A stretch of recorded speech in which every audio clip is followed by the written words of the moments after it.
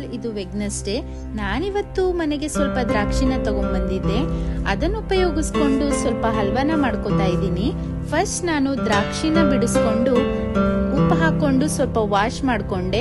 ಹಾಗೆ ನೆಕ್ಸ್ಟ್ ಜಾರ್ಗೆ ದ್ರಾಕ್ಷಿ ಮತ್ತೆ ಸ್ವಲ್ಪ ನೀರ್ ಹಾಕೊಂಡು ಸ್ಮೂತ್ ಆಗಿ ಗ್ರೈಂಡ್ ಮಾಡ್ಕೊಂಡು ಅದನ್ನ ಸೋಸ್ಕೊಂಡೆ. ಅದ್ರ ಜೊತೆ ಅರ್ಧ ಕಪ್ ಸಕ್ಕರೆ ಹಾಗೆ 1 ಕಪ್ ಕಾರ್ನ್ಫ್ಲೋರ್ ನ ಹಾಕಿ ಚೆನ್ನಾಗಿ ಮಿಕ್ಸ್ ಮಾಡ್ಕೊಂಡೆ.